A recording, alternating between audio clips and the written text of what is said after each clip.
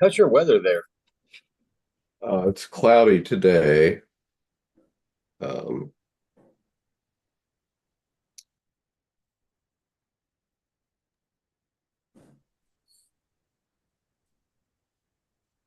how about you? Sunny today. It's been totally overcast, a little bit of snow. There've been blizzards to the north and the west and the east of us, but we're kind of sheltered in the valley. Um, we only got maybe half, three quarters of an inch of snow, and Oh, really? everywhere else is everywhere else around us is like 12 to 16 inches. Uh-huh. 12 to So it's 16 pretty good. inches. Wow.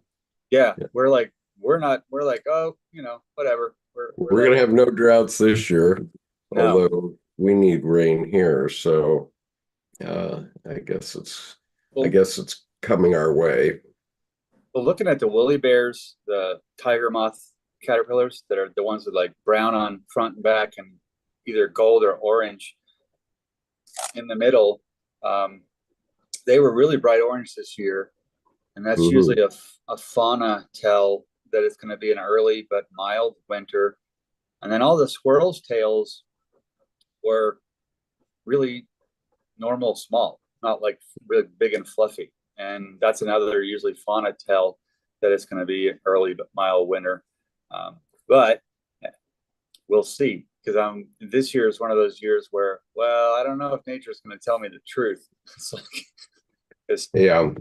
we had So a I California. need a reminder. We finish off the movements of the soul? We Uh, did. We okay, finished. We plowed through that, and now and we've we're landed on going. encounters with the animal soul. Okay. All right. So good morning, everyone. Sorry for our late arrival. This is my fault entirely. My my big computer that I like to use for this is in another apartment in my same building. It's in my um, mother-in-law's apartment because we had her move in with us a year ago. And so um, so sorry for the late start. I just am walking with a cane these days because of my three joint replacements. So it's hard for me to get up and down the steps. And so I postponed it today, or to today, and then I had some issues. So we're a little late starting, but we're going to start now, and I'm glad everybody's here. I see Art's here, and Cherie, and State of Awakening is here, and I see we have several others here already.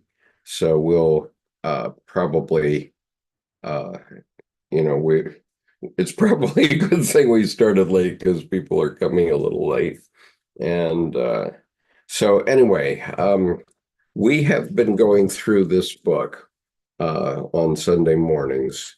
Jung's Red Book for Our Time, Searching for Soul Under Postmodern Conditions, uh, edited by Mary Stein and Thomas Arst.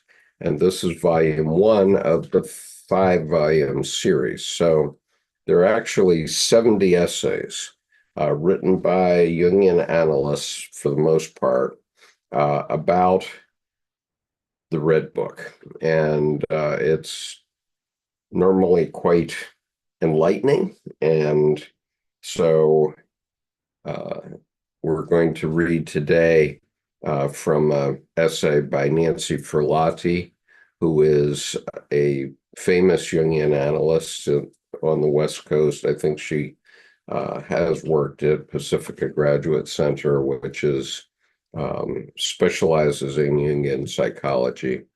Um, and it is in Santa Barbara, California. If you ever think of going to higher education, it's a graduate school. And so you need to already come with a graduate degree or a bachelor's degree before you come there.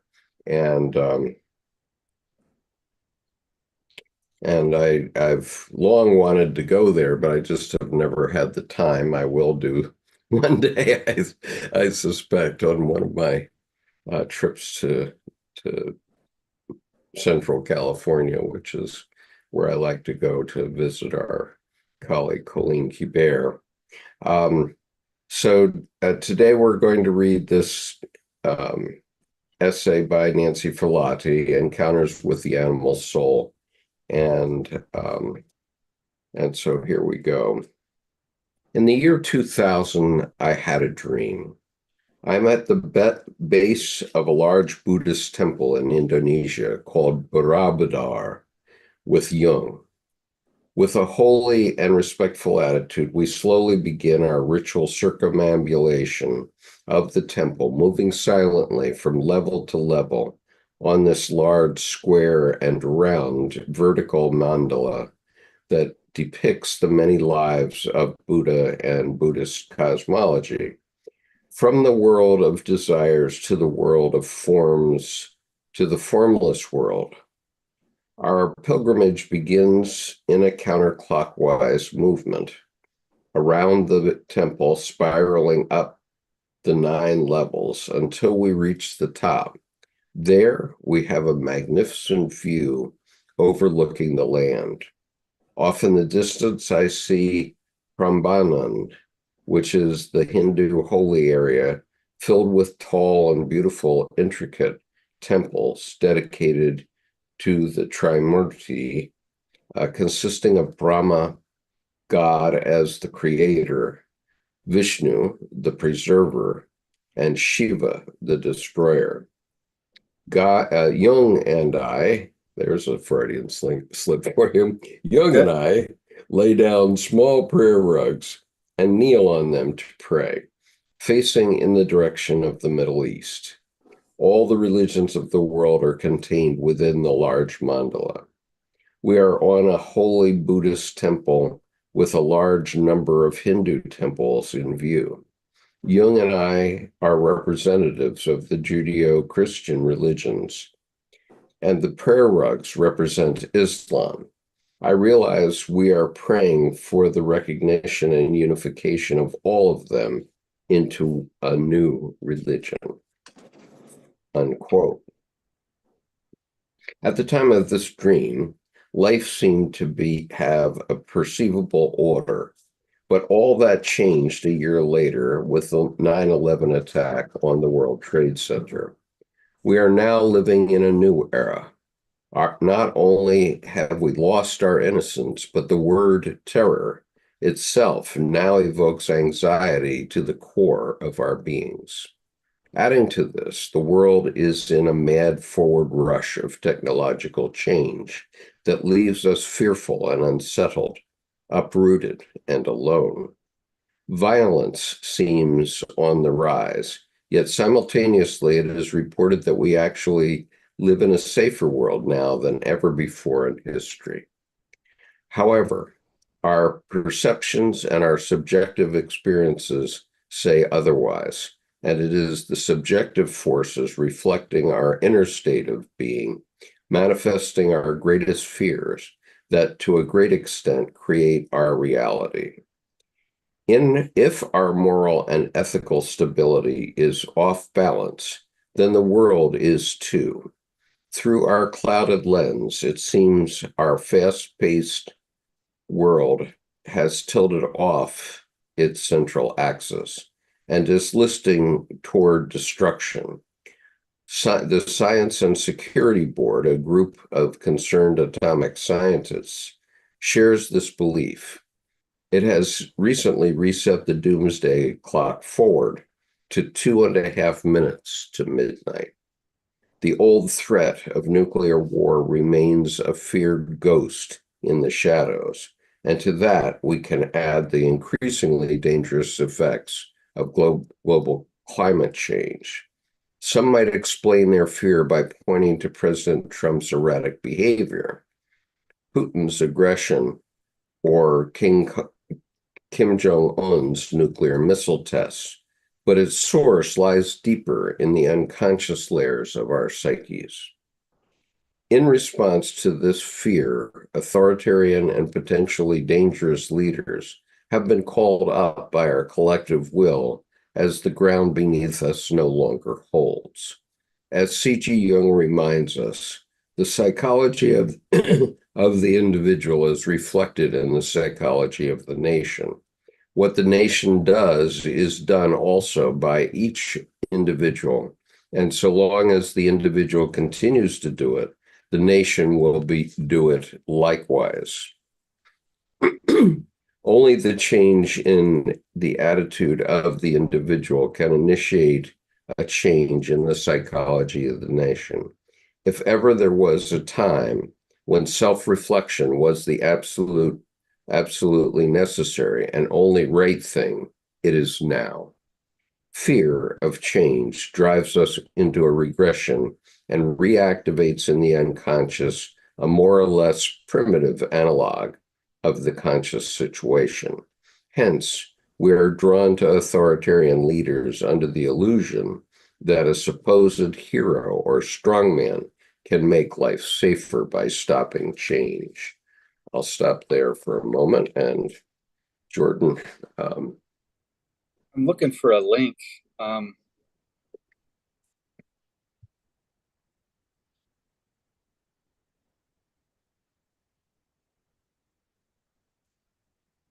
think it was, can't find it. The whole thing about perceptions say otherwise.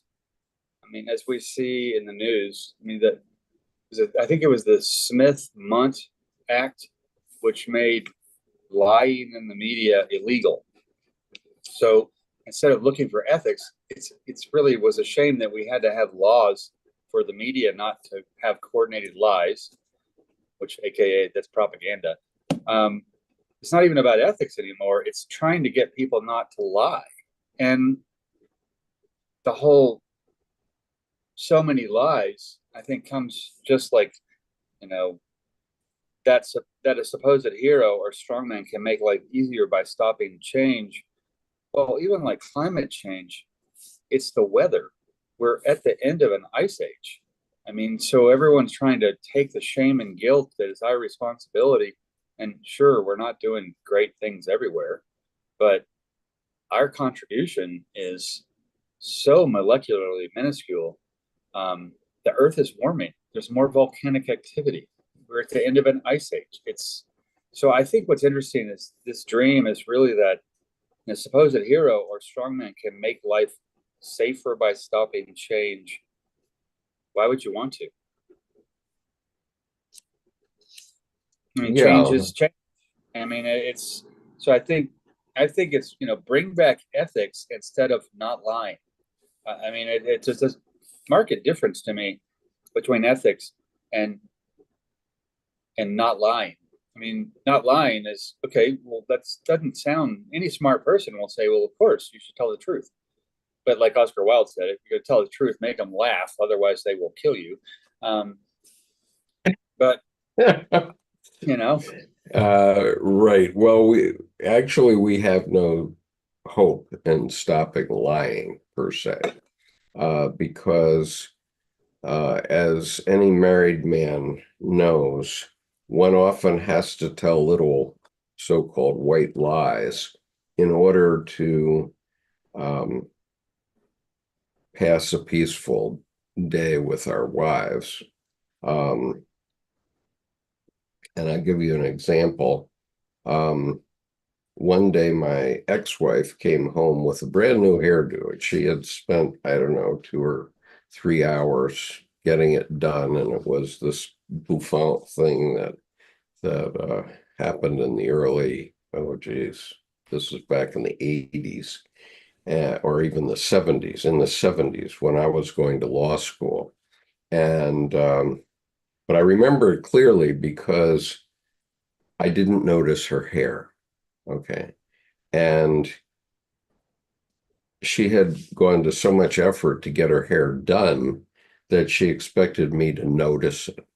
Okay. And I was going to law school and I was thinking about my lessons and trying to do my work, and the change in her hair was the last thing on my mind. But if you don't comment on your wife's hair when she changes it, you're in deep trouble. Okay. And I don't know if is that you don't have the coffee cup I have, but if my coffee cup from Arizona is if a man speaks in the desert and no woman hears him, is he still wrong? And the answer to that is emphatically wrong, because the masculine and the feminine see the world in an entirely different way. And in order to have peace, we have to maintain certain little white lies. Now, unfortunately, sometimes those little white lies get pushed out of proportion, and and it seems that a lot of us think that they've gotten pushed out of all proportion. Just now in our current affairs, I'm as surprised as any liberal on the planet that that our former president is now our future president. And my official reaction is, okay, that's what the majority thinks. What it proves is that we're still adolescents. Before in 2016, before his first election, somebody asked me why people are following this man, and I said, well, a lot of people were sent to the office when they committed little misdemeanors when they were adolescents. And what he has proved is that you can get away with stuff, okay, and not pay a penalty for it. And boy, is that ever true today. And so we're about to see what happens when the adolescents really get control of our government. They weren't completely in control the first time around because we had a few guardrails, but now we have no guardrails. And so I've decided in my case not to worry about it. Whatever happens, happens. My expectation is that things are going to be pretty bad. And that, well, for example, in Project 2025, they are secretly reintroducing the draft. Okay, now the draft in the 60s and the 50s, but especially in the 60s, caused a lot of consternation in the country because the people on that side of the equation decided that we have to have wars in order to keep everything going, the military-industrial complex. And so so they had this big war, the Vietnam War, that I participated in, and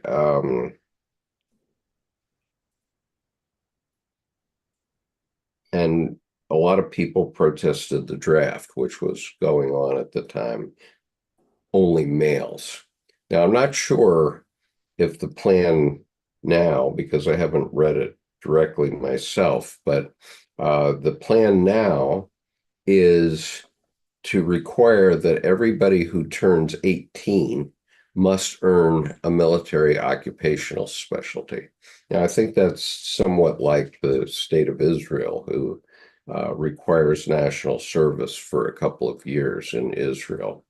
And in a sense, I don't reject that because I think that young people need to appreciate what is happening in the world and get a broader view after they've finished high school.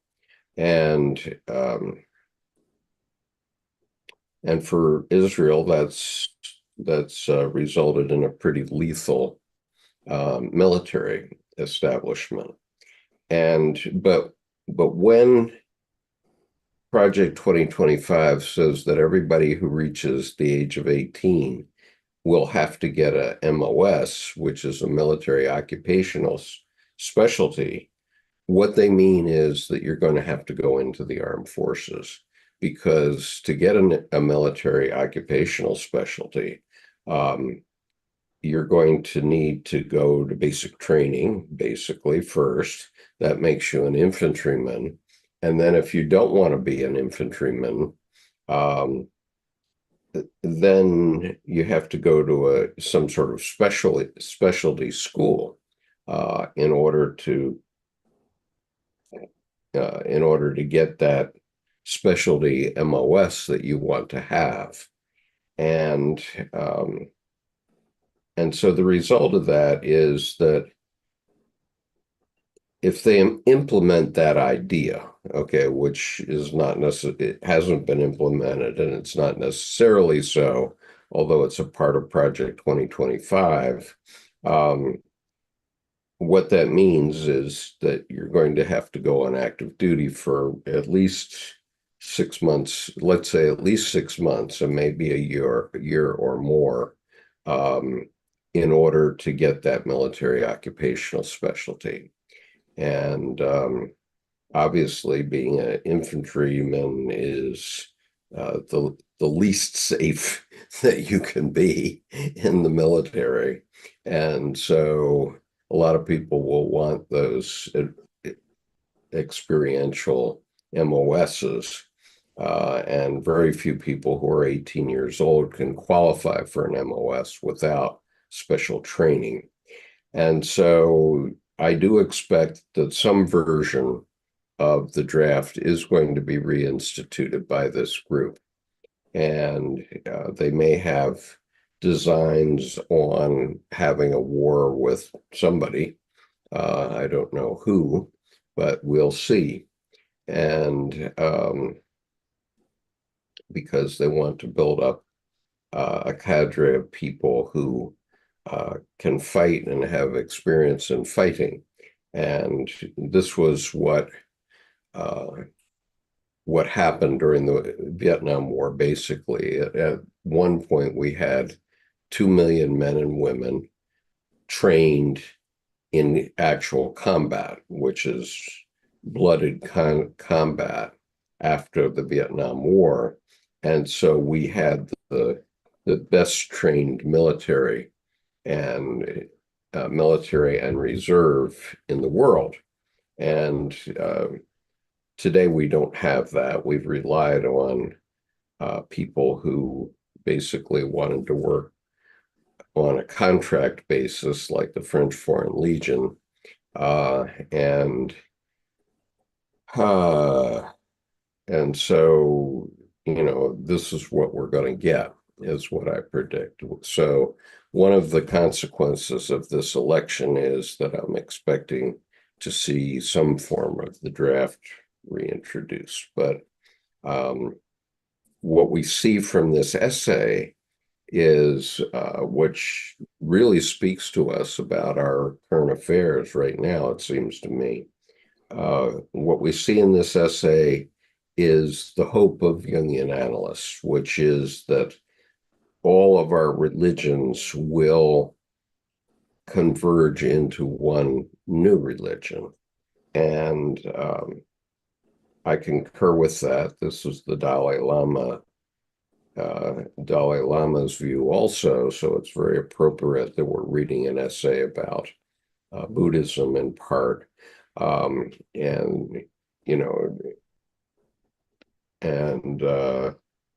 There is one Jungian analyst who wrote a book called, I can't remember his name right now, but he wrote a book called A Religion of One's Own.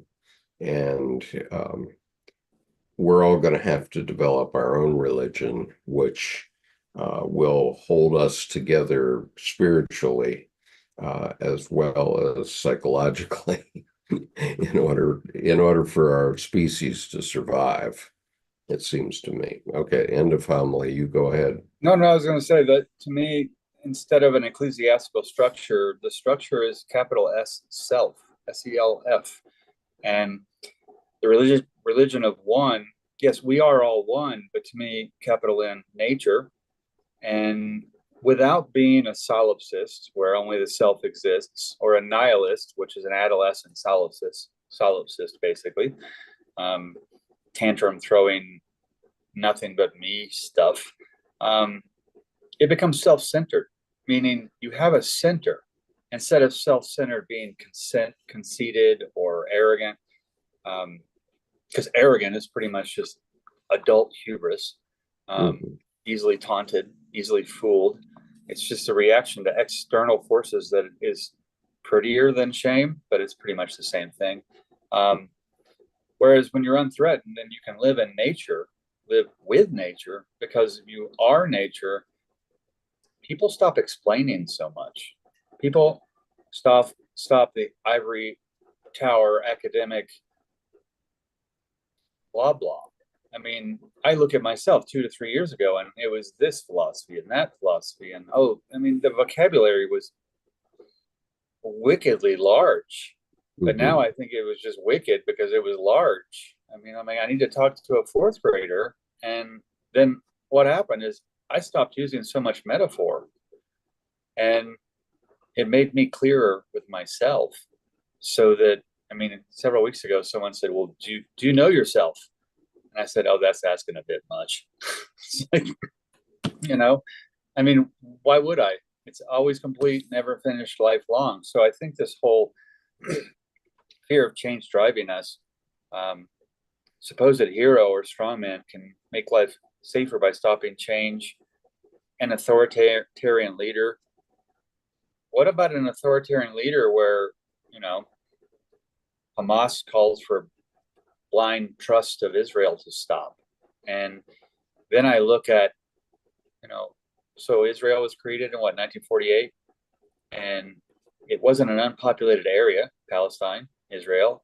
So I start to look at, the us and them that caused even that relatively recently. And I don't know who the puppet masters are. I don't know who's really calling the shots. I've never been in those boardrooms or those hallways. But at the same time, your whole story of, your dad showing you, the generals need to have war to make rank. Well, for a promotional structure to have to rely on death and suffering to exist, it's not good business. So, poor health and wars are the two most profitable things on the planet. And right. Every time some country gets, sworn into NATO, well, then they have to upgrade their military to the NATO standards, which then, you pick your companies as to who buys what planes and tanks and automobiles kind of stuff. So it's a lot of business, I think, instead of a lot of nature. And I think what happens then is, well, in part it is nature, though, because we are nature, and so a majority of American voters have chosen this path, and so we as nature are going to experience how things change. Now, for me, and I think the biggest change, maybe we don't have as many wars. It's like the Celts and the Romans. The wrong side won.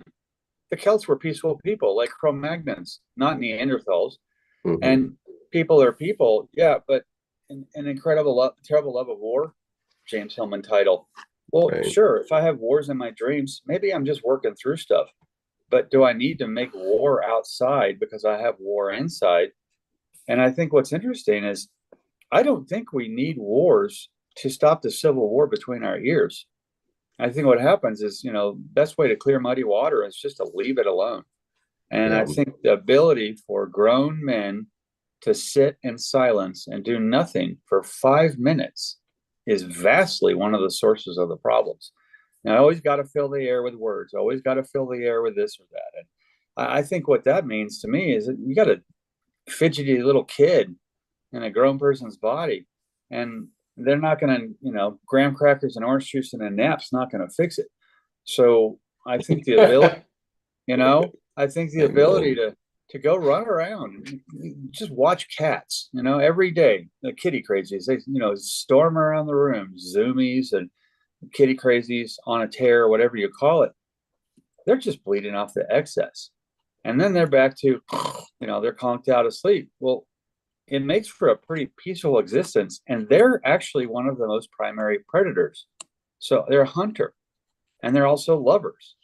I mean, so I think what's is that we expect war because it's put in the lies in the media every day. I mean, I remember when one of my nephews was 4 years old, he walked in, we were all watching the news. He goes, "Oh, I'll come back later." And they said, "Why?" "I don't really care about the sports." "Well, what do you mean? You can watch the news." "No, you see, first they have the death and the suffering and the crime, and then they do the weather.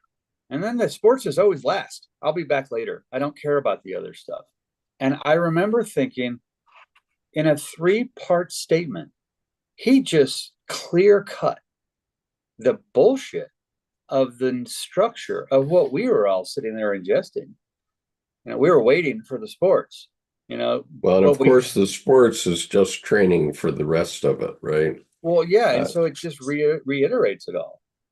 Right. And so by encouraging kids to play video games, we're teaching them how to drive tanks and airplanes, for that matter, anymore. And by teaching children violent games that go on and on, we teach them to prepare for hand-to-hand combat. And among other things, we teach them a lot of things with those things. And I'm not saying that that's not right, because a whole lot of excess testosterone is burned off in the course of Saturday and Sunday football games. So, well, in that regard, there too, yes, the video games teach a premise of how to experience and not be terrified by hand-to-hand combat. Problem is, there's no hand-to-hand combat, and you don't understand pain. And so you don't understand pain. You don't have any empathy for. You don't want to impart pain either. And for example, 2 weeks ago, I see 2 shop owners running down the shops, down the sidewalk. And then I saw this other guy had flown right by before. Well, he goes into this one shop and he's a known shoplifter. And well, we have one store owner in the doorway and I'm behind him. Every time he moves to one side, I move to the other because the guy's trying to, get away and get out. And I just planted. And as soon as he came out, it's just literally hand to hand, and wrapped his arm like rope and slammed him into the concrete, twisted his arm, grabbed his ankle, and just sat there holding him. Because I stopped, because I'm just holding him. Let's empty his pockets. Let's get the stuff. And, he wriggled free when someone else started trying to help and I got off center. But here's the thing. I didn't want to hurt him. Now, slamming someone into the concrete might hurt, but he's all full of adrenaline. He's not going to ever even notice it, not even tomorrow. Thing is, he was being a criminal. And I think what happens is the ability to be, as Jordan Peterson says, the ability to be a very, very deadly and harmful person, but have it under voluntary control. I don't have that stuff under voluntary control. I only use it when it's necessary. So it's almost like, hey, officer, you're unsnapped. Well, they look over at the holster and they re-snap the gun. Well, they didn't know that that tells me they're about to use it. And when I enlighten them to that fact, then they're like, oh, sorry, click. Well, what happens? And mistakes happen. But I didn't get all terrified. I just got on edge where, what's going on? Yeah. Officer, you're unsnapped. So I think what happens is the ability to read a situation does not come from video games because you don't have situational awareness. You have this alleged three-dimensional view that you think you see around you, but you don't have only the 30-degree blind spot behind you. You're blind 180 degrees. So it's only in the screen. And what I think is interesting is if you look at how people sense things in situational awareness, there's between 30 and 90 degrees blind in the back, depending on training. And what happens is the ability to sense can counter and fill in those 30 to 90 degrees of blind spots. But in video games, it's exactly the opposite. Your whole focus is only 30 to 90 degrees, and you're blind in the other 330 to 270 degrees behind you. And that's on the sides too. So I think, yes, there is hand-eye coordination that's trained with video games, but I don't think the responsibility to understand what it feels like, just like judging the weather when you walk out the door, I don't think that's in there. And so what I think is we're giving people skills that don't have any consequences because it's just hit restart. I got the high score. Well, that's what they experience once they go to war, though. And so Brundage Bungalow here says that violence isn't taught, it's an innate part of the human being. Yes, it is. And until we learn to control that in some way that doesn't involve murdering millions of people, we're not going to have a peaceful planet. And we and so from my perspective, I'm going to go forward sort of quietly, just watching what happens. But at 78 years old, I have not much choice anyway, given that I'm permanently disabled, and I have the hang tag to prove it. I'm going to be bemused, but what I believe is this too will change. And the people that have elected basically rampant adolescence are going to have their experiences now, and it'll be up close and personal because there are 18-year-olds in the red states as well. And in the past, the last 20 years, we've hidden the consequences of war. We haven't shown coffins coming back from the Middle East or wherever. And we haven't paid attention to what the consequences are. But now the consequences are going to be up close and personal for everyone. And when our former president was first elected, I remember telling one of the people that I know who was very happy about that. I said, well, I'm just thankful that my grandsons are not going to be of age for military service because for another 5 years. So I'm not going to lose my grandsons. But at this point, I think most, if not all, of my children and their husbands have probably voted for the former president. knowing that this isn't my position, but um, as I've said, um, I have one son-in-law who's is senior in the let's say the GOP generally, and I'm sure I know that they are very happy about this election. That my son-in-law and his wife, and they have four sons, and two of them are draft age at this point. So I now pray that my grandsons won't be at risk, but I'm fairly sure that they are, and we are likely to pay a price even in our family. And Well, I think the comment of, violence is innate. Yes, it is. That does not rationalize that it's okay to use it.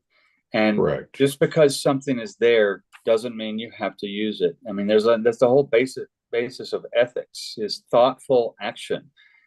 And I laugh. My favorite quote about ethics and about violence being innate is a really simple Confucius kind of thing.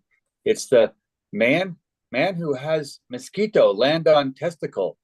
Learn quickly, violence not best first course of actions. And so it puts it on you that people don't get it until it affects them. Well, the mosquito lands, and well, I'm not going to go pummeling. So just like the shoplifter, I didn't go pummeling. Yeah, I took him down, and I took him down extremely hard. But why not? Because you're going to. But then you only do it, and you've only done it once, not this little push and pull and cat and mouse crap.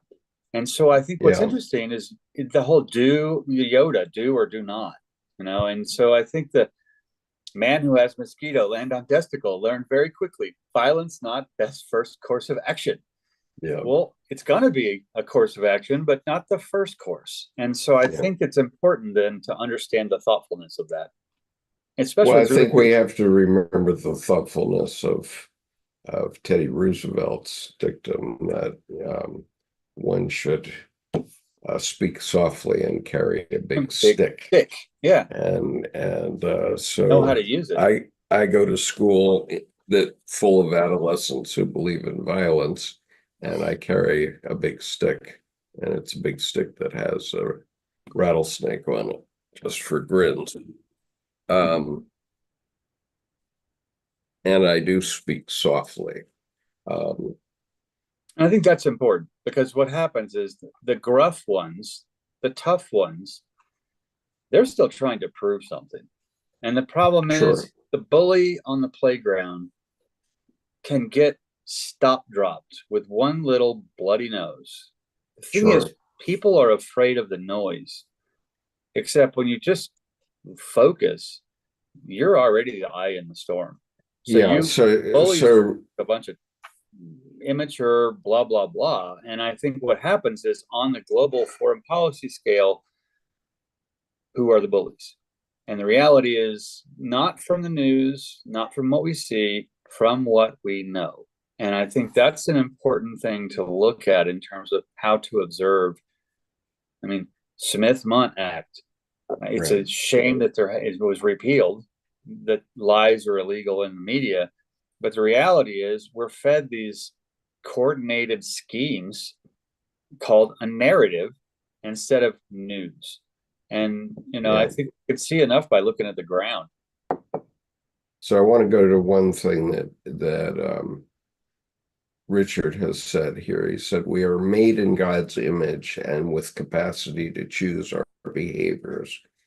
And that's a statement with which I agree entirely. Mm-hmm. Um, and our problem is that uh, we're not mature enough to pick our behaviors, to choose our behaviors. And we're only going to be mature enough. Um, when there's been enough blood spilled, unfortunately. And I recall a quote from the Red Book that Dr. Jung said, which was, "So what happened in my day?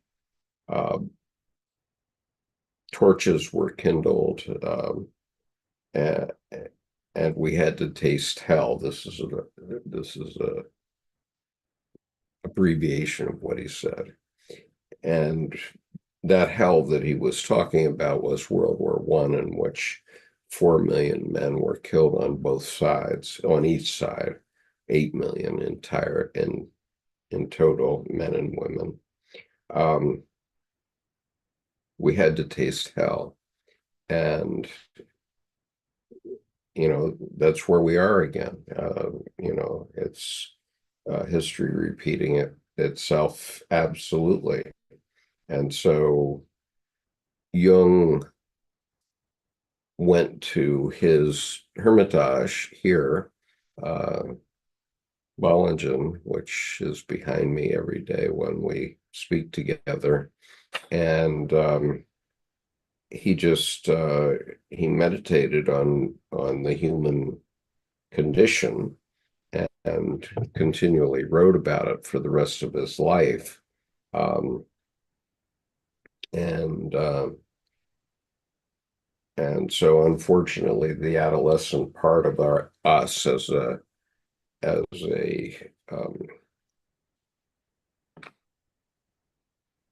body politic, let's say, now has control. My wife and I were having a conversation this morning about Lord of the Rings, and she talked about having read it in the 8th grade, which was quite a surprise to me because I had it assigned to me during the summer before I started college. It was a pre-college assignment, and I did not read it. And probably I might have read some cliff note about it, but my wife was describing her experience in the 8th grade reading Lord of the Rings, and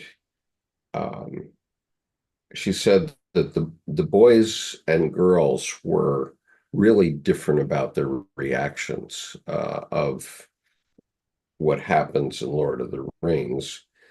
Basically, a group of children are lost on a desert island with no help from adults, and things go from bad to worse until they're actually worshiping the head of a dead pig that they've killed to eat, and the head is covered with flies. So he's the Lord of the Flies, and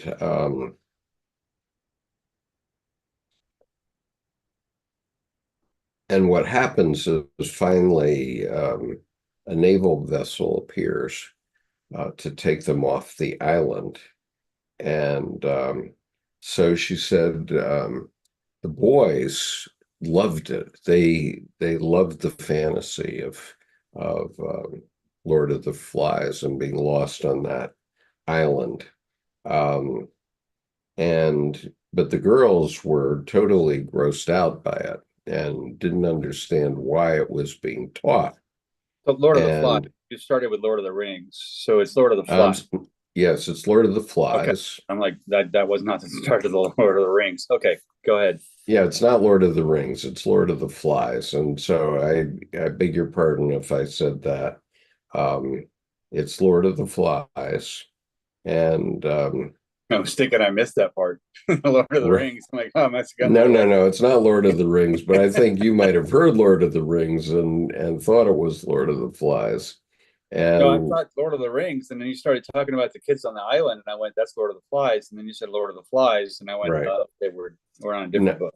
you're right. So the girls were grossed out by Lord of the Flies, and the boys loved the fantasy of Lord of the Flies.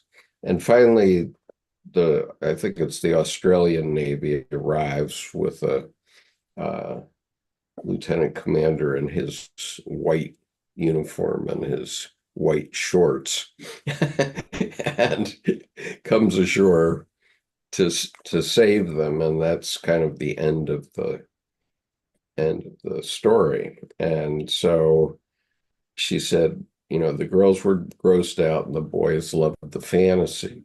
And so at the end, her teacher said one thing that was brilliant.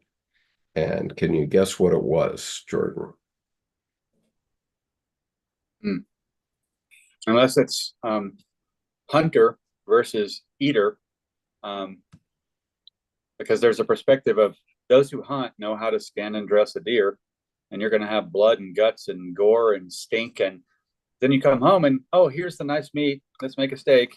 And the person who has not hunted doesn't understand the blood and guts and gore and stink. So they Well, don't. this So I is don't know what she said. So it's, but to me, yeah, there's a it's perspective of essentially uh you're essentially correct about that, because you're perspective. talking about life before the 20th century, where all men were going out and having to do hunt and do the Right. blood and guts, and women were not doing it. And you know, even today, you know, we get presented with nice chops of steak or pork in the grocery store and don't have to face the horrors of what's there. And um, you know, God knows what's going to happen when our once and future president starts to deport people, because very soon he's going to find out that there's nobody to work in the quote unquote packing houses, which is the nice way of saying slaughterhouses today. We've Well, there's sublimated a that. scale. I think there's a scale we need to address there too. That the jobs that some people don't want, but the influx, which America is kind of the antithesis to Poland. Poland says no to everyone. We're going to protect ourselves. That's a little extreme. I mean, I grew up when I was younger. I remember living in South Texas and walking across the bridge to Mexico and stopping in the middle every time and going, I'm taking a step into another country. And I was 9 years old. And my only hope was that, I leave exchanging 23 pesos to a dollar. Maybe I get 25 pesos to a dollar coming back. I mean, Yep. that was back when currency was, somewhat of value. And it's interesting to me that going over there, we'd go over there for the dentist because they were less expensive and they were better. Mhm. And they didn't have the false regulations with fluoride and all that from over here. But what's interesting with, and this is where I think it becomes relevant, it reminds me of what do we do? What is our perspective that drives our actions? And for example, back to the innate violence piece, and then pull in Teddy Roosevelt or Andrew Jackson. Andrew Jackson. Teddy Roosevelt was shot, and he continued his speech for 90 more minutes. That's a man who is a bull moose. And so what's interesting is even when you think he should be going to the hospital and do all this, his careful was full of care, not cautious.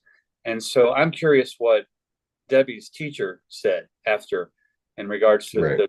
the boys and the girls. So What the did she answer say? the answer is the teacher said there is no island. There you go. So it's all inside. There is no island. Mhm. Okay. And it's basically the story of Peter Pan. Okay. Eventually you have to grow up. And um, you know, the Lost Boys and Peter Pan say, I won't grow up, and they're off playing an imaginary game in Never Never Land. And Wendy grows up, and then the lost boys have to figure out how to deal with that. And Well, and I think we have that story all wrong because we focus on Peter Pan. To me, the protagonist is Captain Hook, because you go out into life and you get the shit beaten out of you. You lose a hand, you lose a leg, get a peg and a tell hook, me about it. a peg and a hook. And if you look at not the appearance versus reality, but the reality of what happens, the only thing Captain Hook wants is Tinkerbell. And it's not a theft. He wants to keep the childlike magical connection. He doesn't need the immature connection of Peter Pan. And so I find when I look at it, at Peter Pan, from not always a boy dressed as a girl, basically ungrown up on stage, when I look at Captain Hook, is actually the star of the show instead of the enemy. He's not trying to steal. All he's doing is trying to navigate the storms of petulant childhood and keep Tinkerbell, the magical, wondrous, childlike connection, after losing a hand, losing an eye, and losing a leg or half a leg. What's interesting to me is if you look at pirates, the whole pirate patch, there's another myth. He didn't lose an eye. People who go above and below deck wear patches. The other ones don't. What happens there's only one problem with that, and that is that Captain Hook doesn't have a wife, and it has no relationship with the feminine. Well, that's why he wants Tinkerbell, so he can have his own self-sufficient life and not need anything else. And then at that point, he could have. But again, I think the thing I end up with Peter Pan is getting past the protagonist not being Peter Pan, being Captain Hook. The patch is the key, because those who go below deck, unconscious, basically, they have a patch on one eye. What do? As they descend the stairs, they do this. That eye's already adjusted to the dark. So they can see in the night during the day. So there's a metaphor of how to work with the unconscious. But the pirate patch is often a tool, a utility, not I'm covering my eye that got stabbed out.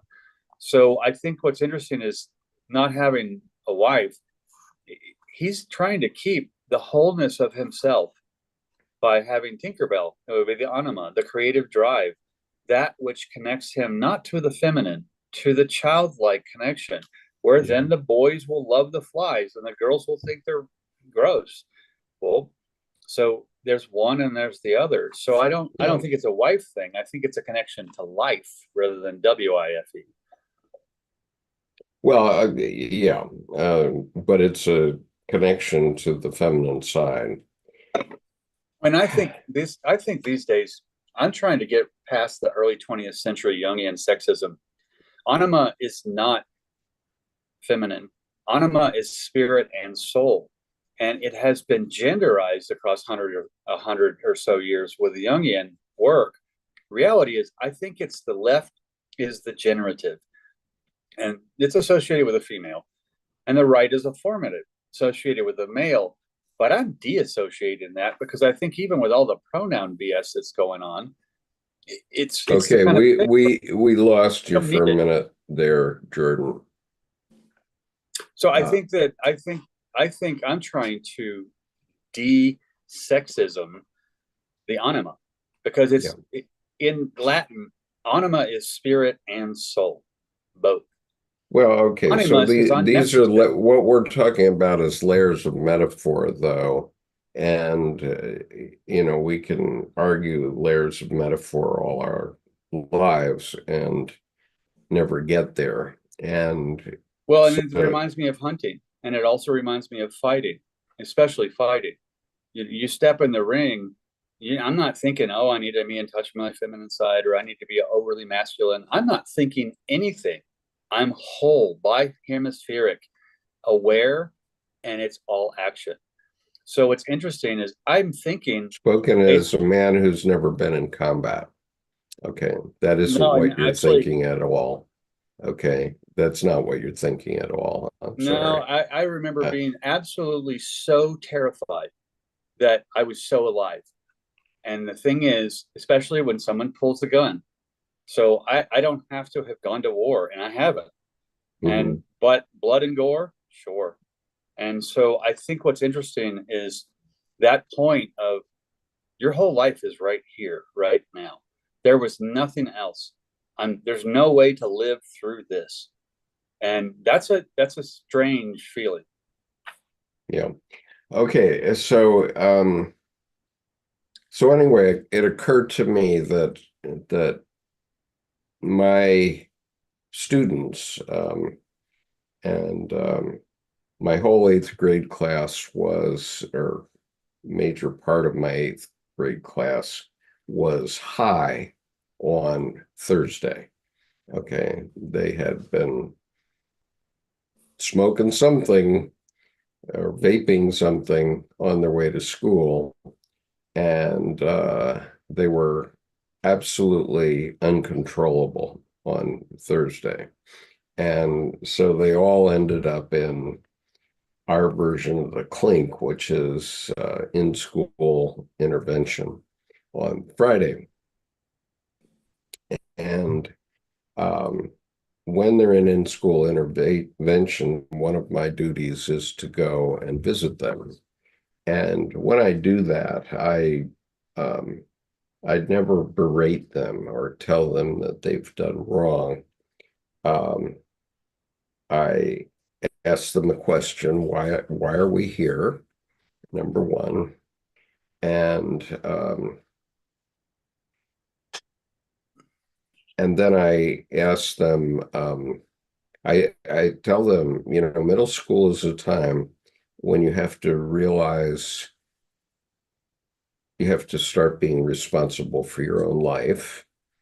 And um, and all of our ancestors, whether black or white or green or orange, all of our ancestors did two things successfully.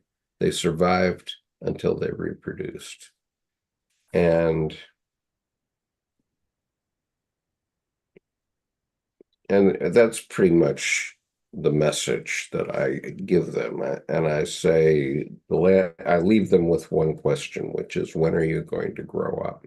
Hmm. Um, I'll be right but back. my children think that our school is Lord of the Flies, that they can behave as they wish because they've been sent to my school because they misbehaved in other schools so badly or at home so badly that they're uncontrollable. So they come to us, and uh,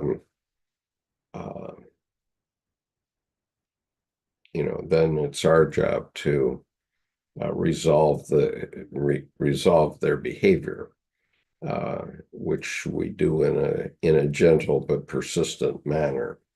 And so I'll leave it at that. But I thought it was quite poignant what my wife said this morning, which was the answer to Lord of the Flies is there is no island. And in the same context, there is no island that children can misbehave in, including ours, including my school.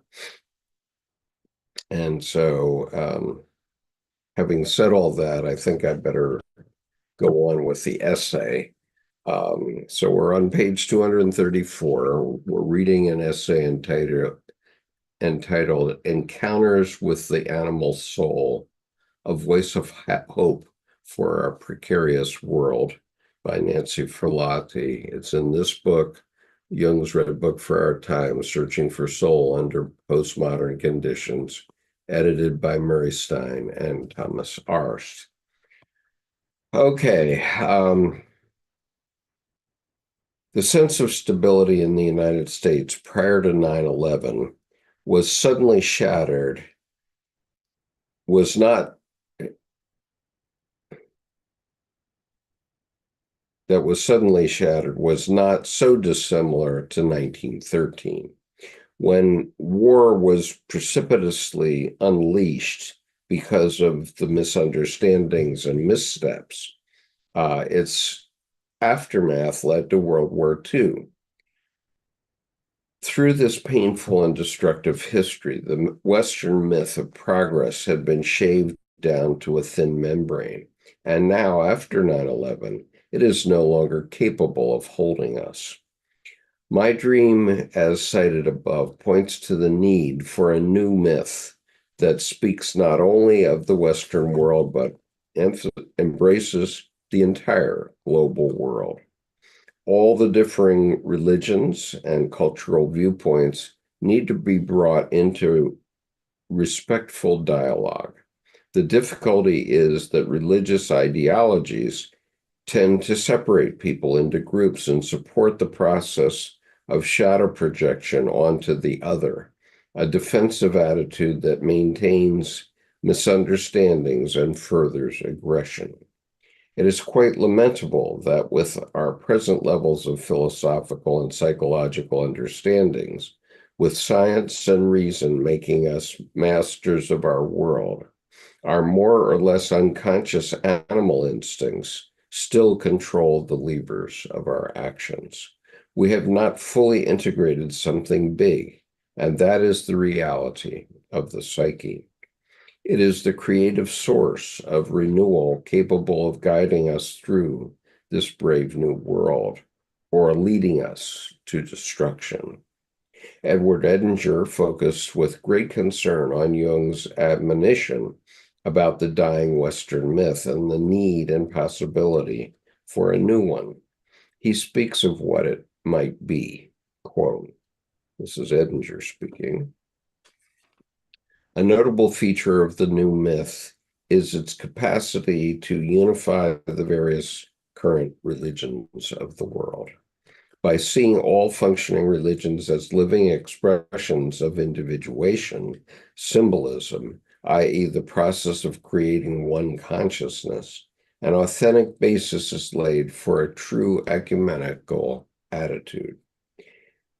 The new myth will not be one more religious myth in competition with all the others, but man's allegiance, will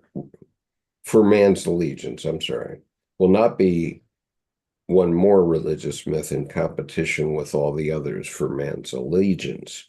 Rather, it will elucidate and verify every functioning religion by giving more conscious and comprehensive expression to its individual meaning, its essential meaning. The new myth will be understood and lived within one of the great religions communities, such as Catholic Christianity, Protestant Christianity, Judaism, Buddhism, etc., or in some new community yet to be created, or by individuals without specific community connections. The universal application gives it a genuine claim to the term Catholic with a small c. Catholic with a small c means everybody. Catholic with a large C means Roman Catholic, just for clarification, unquote.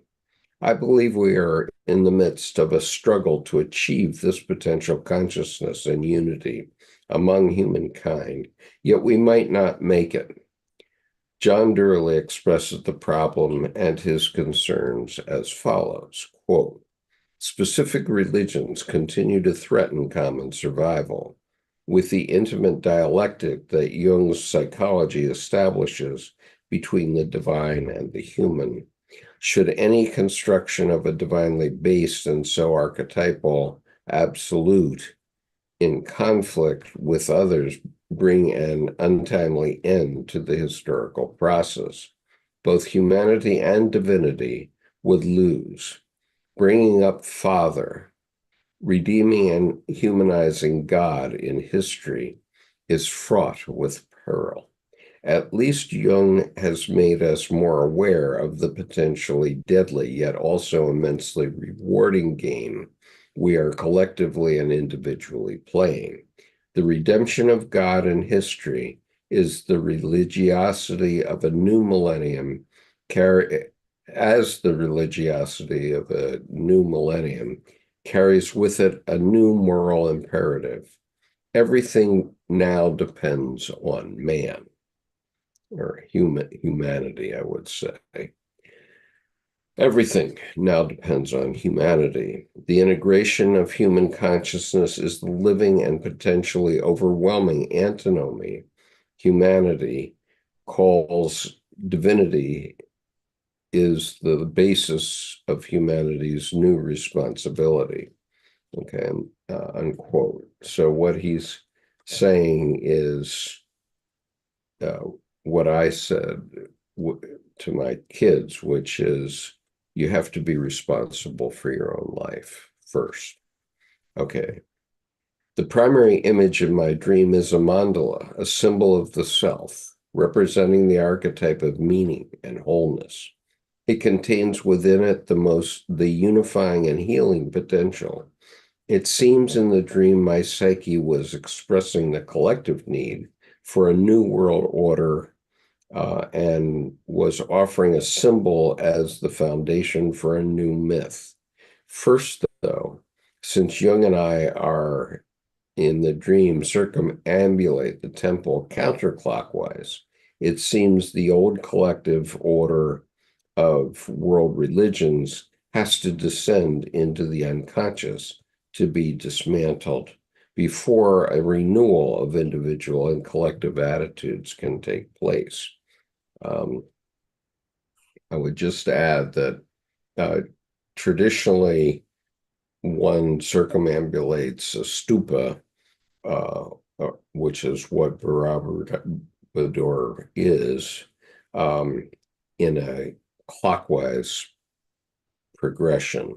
And so the fact that she has gone counterclockwise means that she's gone up, meaning she went down very deeply, and then she comes back down going clockwise. When I think that brings up a really, really powerful source of doom. And okay, well, let me finish the one paragraph, and then we'll be at the end of this section, and you can have at it. 100 years after what Jung foresaw in 1913, we, in the first quarter of the 21st century, are in the midst of a radical change similar to when Jung's psyche became activated and produced visions of a devastated world.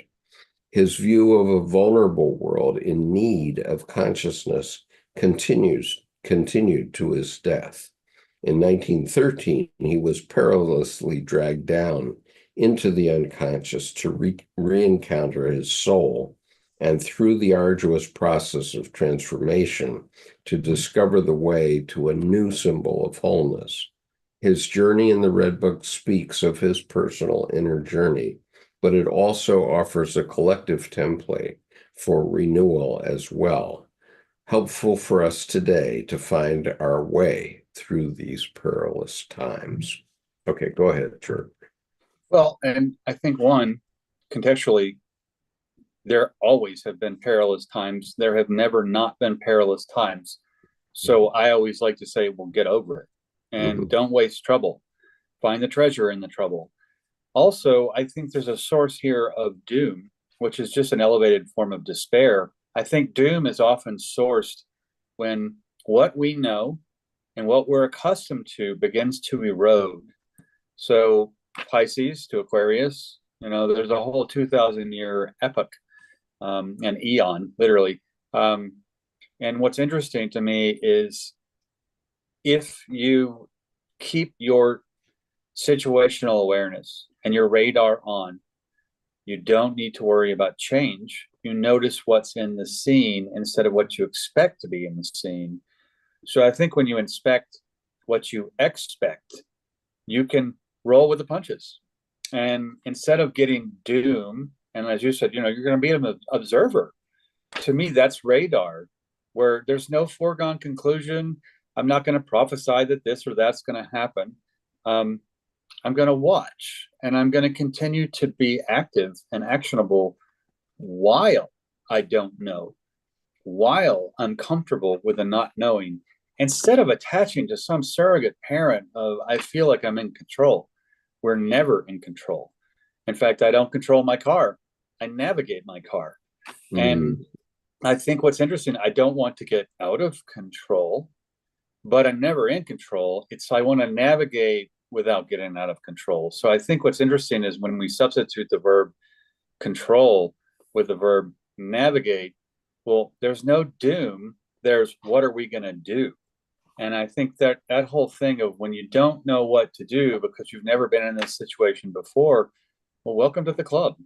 Every moment's like that. And I think if we surround ourselves with, the habitual, it's always like this, that's cool. Discipline of the ritual. But personally, I find more of a blissipline and having no clue half the time and still not being precluded from navigating the way I want to. So I think this whole find our way through these perilous times. Well, that's like the news. Why are you telling me they're perilous? What's up with the adjectives? What's up with the qualifiers? Why don't you tell me what is, and realize it's on volume 11, maybe, I think so. I think too, there's a suggestive power of thinking or power of suggestive in the thinking. That's a lot like the news. And the fact is, when I hear people say, well, where do you get your news? The fact that you can even ask that question means it's all lies. So, I think the perilous times is kind of a sensationalist bent where I'm like, it's always been that way. You're always on the verge of life and death all the time. So all of us, yeah. And you've been to war and I haven't, for example. And so you have a whole different perspective even of that. My whole birth and death piece is probably more metaphorical than actual. And I've never taken a life.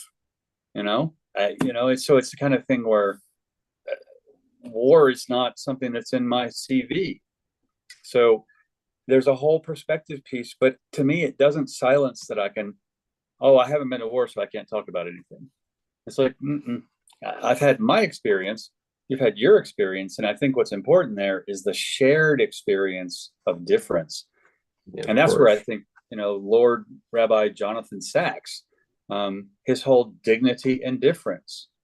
I remember I found him 2 weeks after his death several years ago, and the whole dignity and difference, I went, finally, this is like, I finally found my guy, the philosopher who was full of life before death and also full of shameless, meaning without shame, perspective of the value of other people's opinions.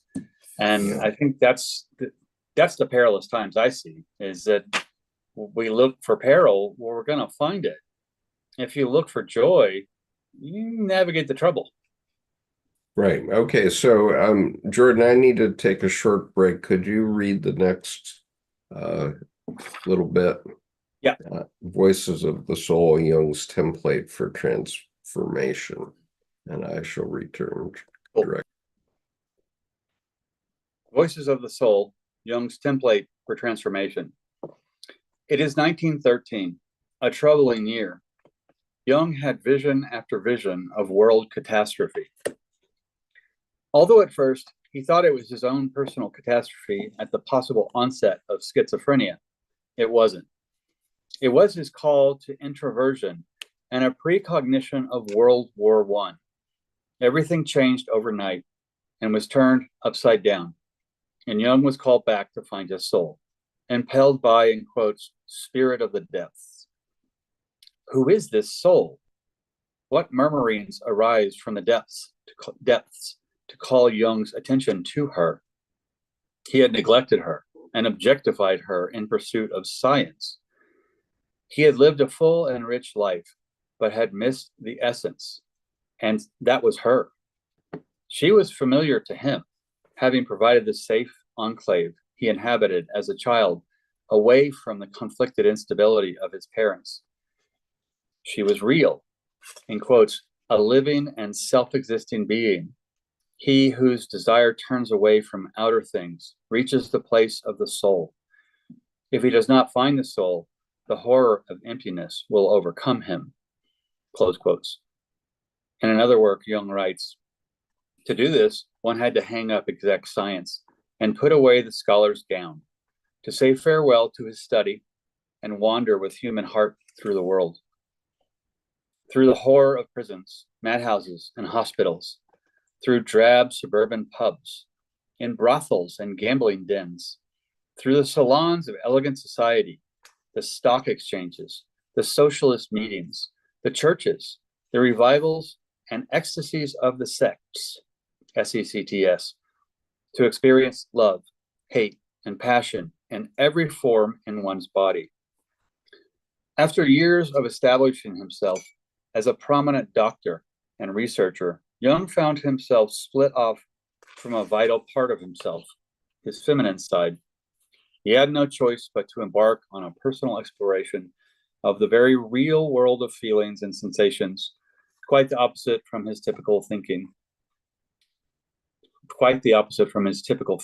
Intuitive standpoint. For him, the drama and images, with figures including animals and their voices, emerged as they would in a waking dream.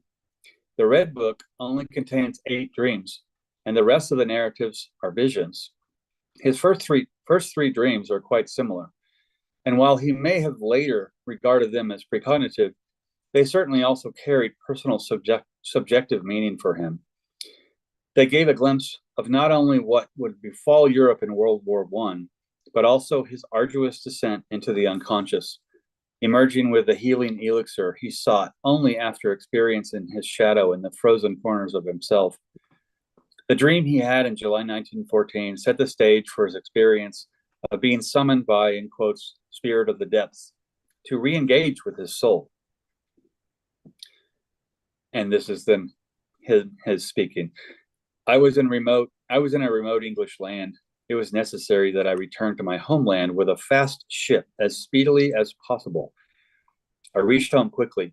In my homeland, I found that in the middle of summer, a terrible cold had fallen from space, which had turned every living thing into ice.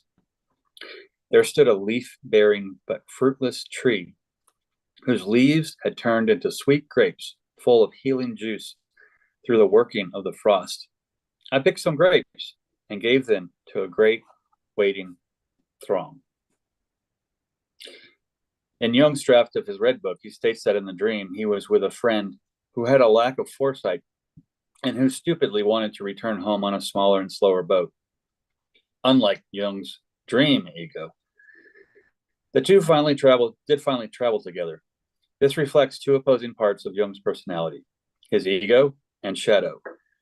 Before and during the period of the Red Book, Jung struggled to make sense of typological differences among people and their resulting attitudes towards life.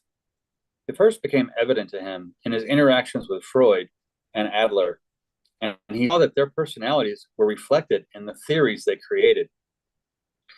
Jung first began by differentiating the attitudes, extroversion and introversion, and then he refined his thinking to include the 4 functions: thinking, feeling, sensation, and intuition. The structure he created to understand typological differences also revealed a general framework for the natural course of an individual's development towards increased consciousness and wholeness. In other words, it set up guideposts to help us know where we are along the path of individuation. As a thinking intuitive type, Jung found his opposites in feeling sensation. These functions would imbue the flavor of his underworldly task, the much-needed compensation for his personality and for his stance in the world. It was his soul who would spoon-feed him the sometimes distasteful medicine that would bring him to wholeness.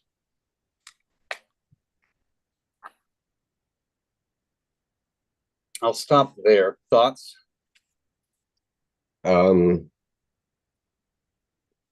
Okay, well, I think we should probably go on. Let me just see how long this goes. All right, we're not going to be able to finish it today, it seems. Why don't I read this next 2 paragraphs and then the speaking portion.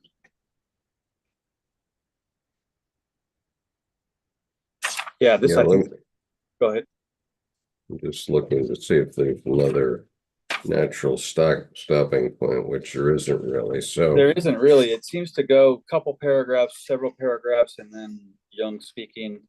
yeah, Couple paragraphs, Jung speak. So it's a series of examples, basically a long form of positive. It's like multiple pages with commas in between of the yeah. same topic being All right. reiterated. Okay, so you go ahead and read on I'll as you keep on. wish.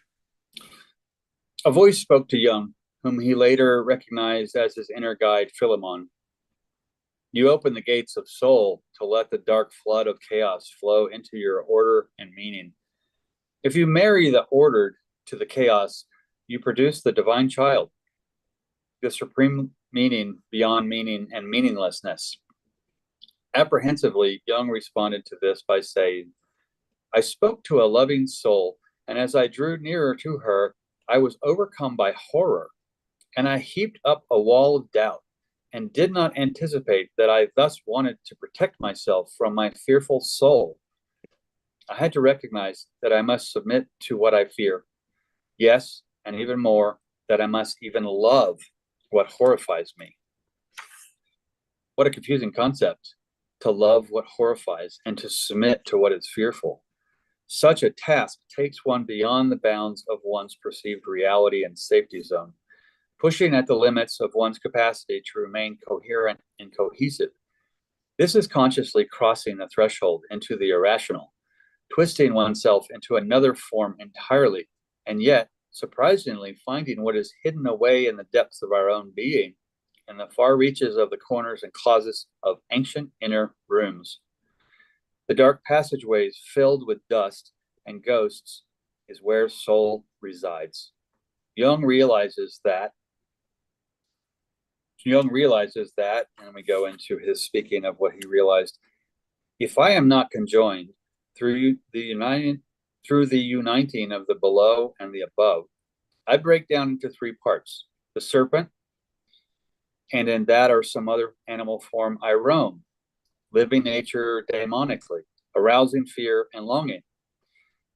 The human soul, living forever within you. The celestial soul, as such dwelling with the gods, far from you and unknown to you, appearing in the form of a bird. Each of these three parts then is independent. The one who whispers to us is the one we need to learn from in order to compensate for who we think we are. This brings us forward to our wholeness, uniting the three parts of our soul into one. With that, we are able to live our own unique life, not afraid of ourselves and those dark and previously rejected parts of ourselves. We are not living a collective life or an imitated life, but our very own life. It may sound easy. No way! Exclamation point. There's a big difference between thinking about embarking on one's inner journey and actually submitting to the reality of the psyche. It is a torture bed of abomination. Why would soul insist on this? It insists because that sweet, angelic, diaphanous entity that in our mind's eye may seem like the soul, that we think leads us to our salvation, delivers us from the evil and the sins of the world, that whispers softly, lovingly, creatively, is not what soul is. You'll never find, in quotes, you'll never find a more disloyal, more cunning, and heinous woman than your soul. She seduces, tricks, beguiles, causes suffering, and demands his development. And she is essential for life. A man who goes astray becomes an animal. A lost soul becomes a devil. Cling to the soul with love, fear, contempt, and hate, and don't let her out of your sight. Okay, let's stop there. Yeah, That's that's exciting. It's terrifying, and I think I may have learned more in this last paragraph about things to look at than in all of my Jungian. Yeah. It really, this last paragraph really about the embracing the horror, Yeah. which I years ago make shame walk the plank, anxiety and anxiety and despair were tied to its ankles. That's cool. Now I'm ready to look Right. at this paragraph. Yeah, and this is the point in our current affairs too. Okay, let us not, for those of us who did not vote for our once and future president, let us not have too much anguish, because things are not going to be as he projected during his campaign, his long and painful campaign. And this correction of the American spirit is obviously necessary. And so it is going to be painful. There will be blood, as Jung points out. And we have to accept that as part of the nature of our species. And to the extent Americans have been altered by the fact that we've come to this particular spot on the earth and are different from others, we just have to hang on to what we've got uh, and let the rest burn itself out, which it surely will. Well, and I'll And, speak to that of, we shouldn't swim with our boots on. We shouldn't drive with the emergency brake on, kicking and yeah, screaming and resisting. Hey guys, let go of the moorings that you thought you had and understand you are enough. And you'll be fine, especially if you embrace things instead of getting left behind. I mean, I think that, like you said, there's a reset course correction going on. We went maybe too far to one side, and so what's really looks like the extreme other side is actually the middle. And so I think the ability, like you said, to, capital, like for me, I kept saying during the election, I'm a capital O observer, and then you've said that now about what's coming up and going on, and now the election is over. The world did not end because of it, and it's not the rapture, it's not yeah. revelation. And so I Well, and think, and that's one error that has been made by some people, the religious types in our world, who think that we are going to have the rapture. but that's sensationalist BS. And honestly, that's fundamentalism. And most fundamentalists have really piss poor fundamentals. So, not to be listened to.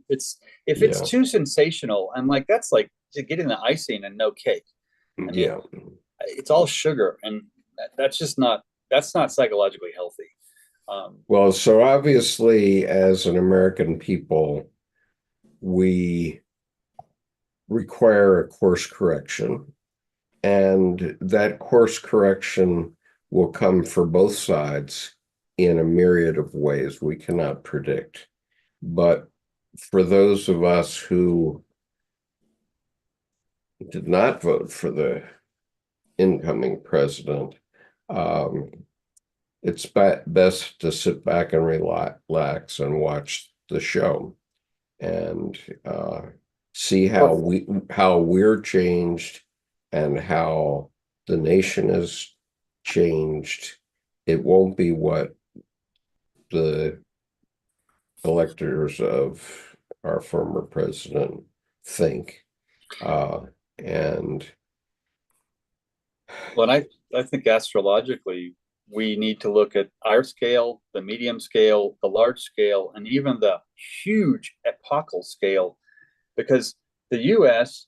is in its Pluto return, 247, 250, the orbit of Pluto, which means that's the empire cycle.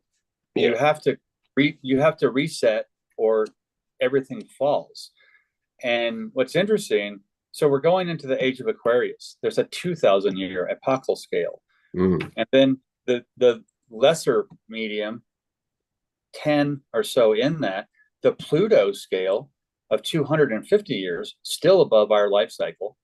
Well, that's synchronized at the same time, this Pluto return going into the 2,000-year age of Aquarius. And then we look at then our own seasons and our own lives.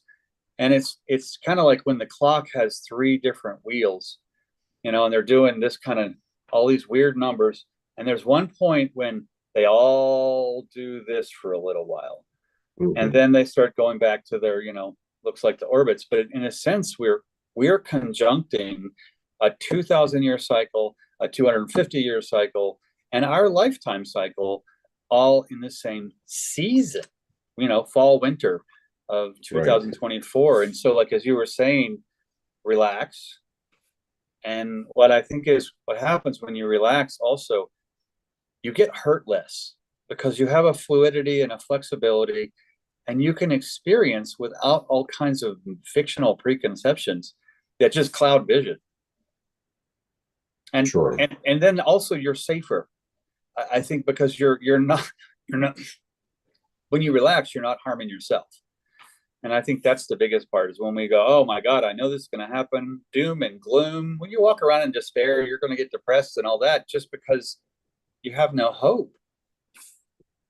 Yeah, and on the other hand, I've found the last 24 hours to give me great hope, and to give me a new perspective. Just the Lord of the Rings conversation with my wife this morning was Lord of the Flies. Very helpful. Lord of the Flies conversation this morning with my wife gave me great hope. Well, it makes your coffee cup too, where the male is not wrong. It's what happens is there's dignity and difference of perspectives, but as a smart man, you're looking the other way. So, you don't have to win that way. And I think that's an important piece too. When you set your ego aside and, like the big hairdo comes up, well, notice that stuff. I mean, actually, a friend of mine, I helped. I'll tell you what, I learned a valuable lesson from that. I laughed. Weeks ago, I helped a friend of mine pick out her glasses, online, and we're going through all these things. And I swear, I showed up, we're sitting down, we're talking, and she waited maybe 10 minutes. And I'm looking right at her. She goes, "You didn't even notice my glasses." And I went, I said, "I'm glad we're not in a relationship." But the thing is, as a friend, that's the only way I got out of that one. If we would have been, it would be like, oh, my day's screwed. The whole day will be about, oh, I better start noticing every little thing. But it's too late because I was prompted, So, but the thing is, that's as much as I say, don't cow, that's present. And I laugh though, because she didn't contract anything. It wasn't, you did not, every single word was inflected and just going, glad we're not in a relationship. Yep. So anyway. Yeah. So I'm perspective. I think that brings that up, and that's really important. Right. And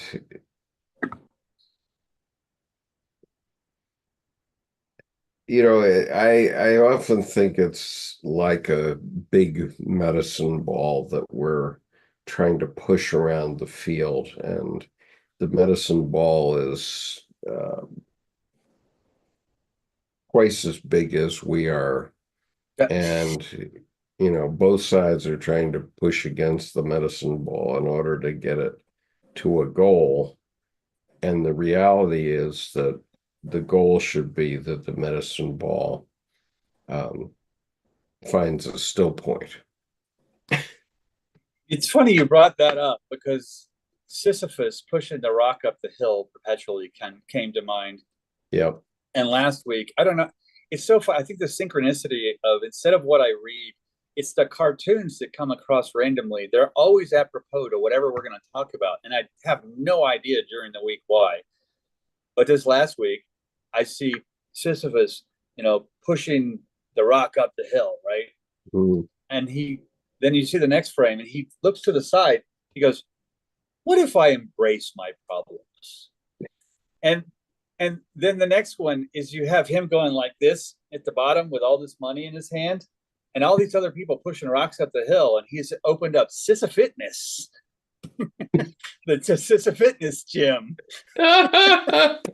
Okay. So it's pushing that medicine ball is a good metaphor because do you just catch the medicine ball or can you juggle the medicine ball? I mean, there's a point where if you can, okay, time to get a bigger one. Right. Eventually the medicine ball may find a still point, but it's going to be very far along. And I can sum up the advice that I would give to all my fellow progressives with one word, and that word is enantiodromia.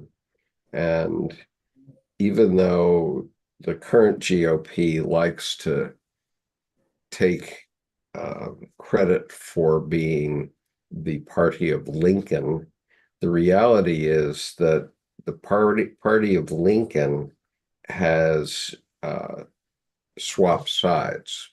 Okay, enantiodromia being the tendency of things to become their opposite, or the tendency of large organizations to become their opposite, whatever it is. Doesn't matter. That's a really good, I think, way to look at it because honestly. All right, well, let me just finish. Let me finish my metaphor. So the point is that at the time of Lincoln, the North were the progressives and the South were the regressives who wanted to stick with the plantation system and have slaves. And those two parties have completely swapped now so that the Republicans are in the South and the Democrats are in the North. Completely opposite, right? And I see many, many signs that those things are happening already. And what I can say for sure is that neither the Republican Party nor the Democratic Party will be what we think they will be in the future. They will start to move toward one another. They already have, and it will be more so. Great Civil War example, because if I follow the money in your North and South, progressive and regressive, and I eliminate the politics, it's about sugar and cotton. And the South has the sugar and the cotton, and the North wants the sugar and the cotton and the money. So there's a greed component. Yeah, sure. What are they going to do? They're going to fight about it. But if I look to modern times that you've brought up and how things change and go to the opposite, I look at RFK leaving the Democratic Party. So he's this upstart at that point, but then he completely migrates to the other party. And now I'm sure a lot of Democrats feel betrayed because he stole Camelot from them. The thing is, Camelot is no longer. The days of JFK and those Democrats are not the Democrats of today. And what happens then, the Republicans become the party of the rebellion rather than the party of the elite. And so, like you said, there has been a switch.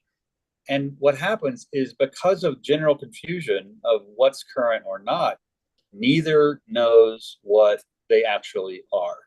And both think the others are liars. And then red and blue don't make purple. Red and blue are, find a different color. Because I think what happens is RFK is a metaphor of first they leave and then they migrate to the other. We watched just the process of enantiodromia over, 6-9 months? He was running for president because the Democrats wouldn't allow him to. So he went independent and then he went Republican. And so we watched that whole process metaphorically, actually, right through him. So I can imagine the betrayal that is felt everywhere. And it's interesting to me to look at it that way. Then sometimes I can't take a side on betrayal. It's not betrayal. He did what he did. So Yeah. he left something that was not working for him. So I hop in his driver's seat instead of the Democrat driver's seat. Then I'm going, well, what drove him? He's pretty reasonable. So at that point, you start to take a side, but then I stop right there because I'm not him and I'm neither. So I think you're, the party of the Lincoln, not really, no longer. I think we're in that little bitty microcosm of that party of Lincoln macrocosm that we are not what we think we are. So I think you're sitting back and observing. Honestly, Yeah. that's an excellent lieutenant colonel thing to do because, you don't want your troops to misstep. So you need to lead properly. And part of that is going, well, no, these orders don't work. Well, yeah, I mean, the thing is, sometimes you do need an autocrat. Okay. In Right. other words, in the military, there's no question about autocracy. Autocracy is the word of the day, and Right. everyone knows where everybody sits on the pecking order. Clearly, we wear Get in it on step our and follow uniform. orders. Yep, we wear our position in the hierarchy on our shoulders or our sleeves, and we wear our resume on our chest. And so It's it's interesting. very I, clear. And it is an to autocracy. me, I think if I look at the military example in the bigger picture, get in step and always follow orders, except when crossing a bridge, because the synchronized standing wave will collapse the bridge. So everyone just walks instead Yeah. of marching. Yeah. We're in a bridge. So there's going to be some missteps and some not following orders and some I do not comply, all those kind of things, because we're in a passage point. Because with the military, get in step, follow orders, except when crossing a bridge. And I think right now we're in that bridge. So it's important to not get squirrely, but understand how times they are a changing, but in a big Yeah. picture way. Yep. Okay, so thank you everyone for being here. We will be one other mention about the military, which is relevant right now, is that today is the birthday of the U.S. Marine Corps. And it is the Congratulations. Happy birthday. 249th birthday, and it is traditional to say happy birthday to every Marine you know. So if you happen to know a Marine today, please wish them happy birthday. Happy birthday, Skip. Thank you. Peace.